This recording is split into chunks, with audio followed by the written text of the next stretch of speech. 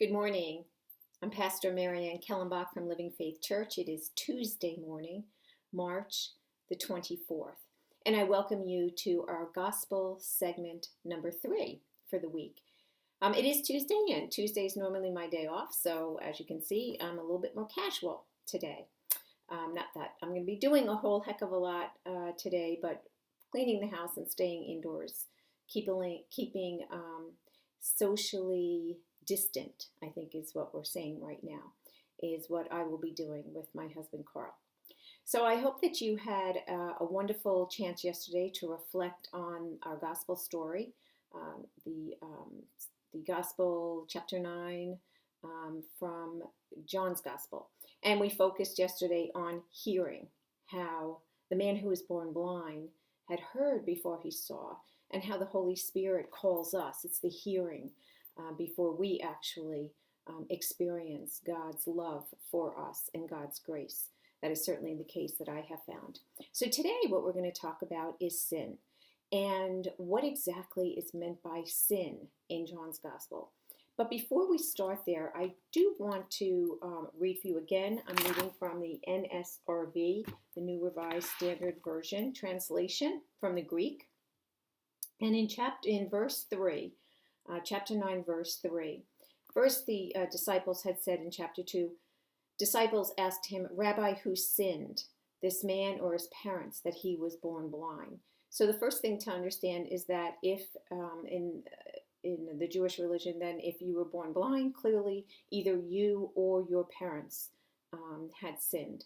And I, of course, don't understand how you're born blind. What did you do before you were even born that you sinned? But so usually it would be something that the parents had done. And you know, something today we tend to blame parents quite often when something has happened to a child. So, Rabbi, who sinned, this man or his parents, that he was born blind? And Jesus answered. Now, this is the translation, not the original Greek. And every translation adds something here. So I'm going to read this to you.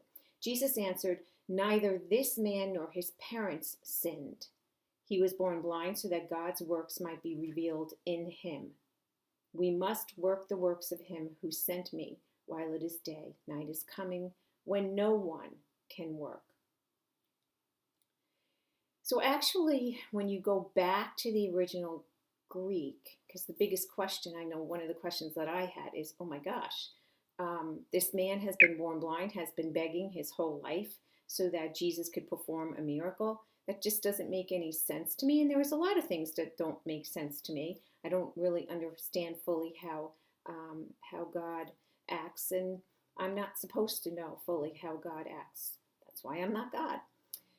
But this one I really struggled with. And then what I discovered and what I learned is that if you go back to the Greek, that beginning part of that sentence, neither this man nor his parents sinned, he was born blind, so that's not there.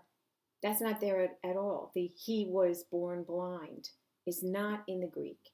It had been added later on in the translation. So I want you to hear, if you were reading this in Greek, what it would sound like. It would sound like this. Jesus answered, neither this man nor his parents sinned, period.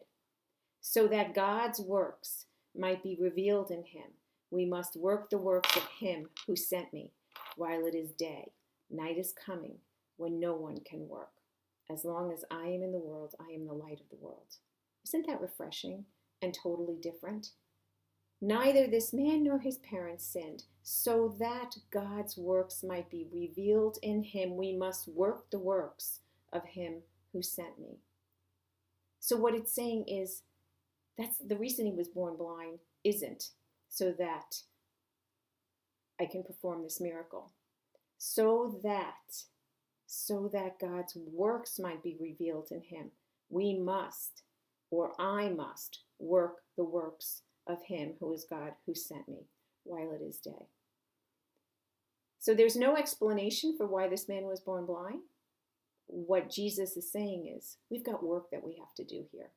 So let's not focus on the reason why, but instead let's focus on the work. And so we then proceed to hear how Jesus healed the man. Then I'm going to skip down to verse 13. They brought to the Pharisees the man who had formerly been blind. So at this point, the man is not blind anymore. He's been healed. Now it was a Sabbath day when Jesus made the mud and opened his eyes. Then the Pharisees also began to ask him, the man, how he received his sight. And the man said to them, He put mud on my eyes, then I washed, and now I see. Some of the Pharisees said, This man is not from God, for he does not observe the Sabbath. But others said, How can a man who is a sinner perform such signs? And they were divided. I find it very interesting that the Pharisees were focused on the law, that a healing happened on the day that no work was to be performed, and that was their focus. Yet, if we just stay there, then we miss the whole point. You see, in John's gospel, sin is not a moral category. It's not about breaking one of the commandments. It's not about what you do and what you don't do, if you're a good person or you're not a good person. Not in John's gospel. You see, in John's gospel, which I absolutely love, sin is all about relationship. And what is your relationship with Jesus? That's what sin is all about.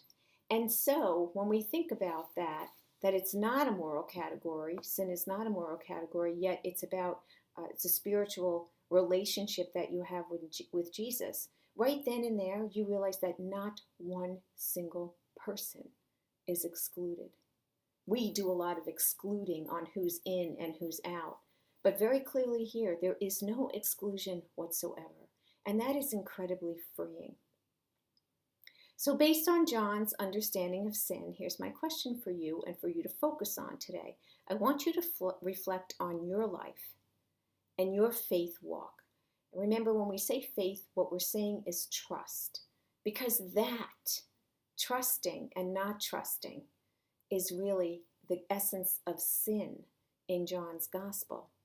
So reflect on your life and your faith walk, your trust walk.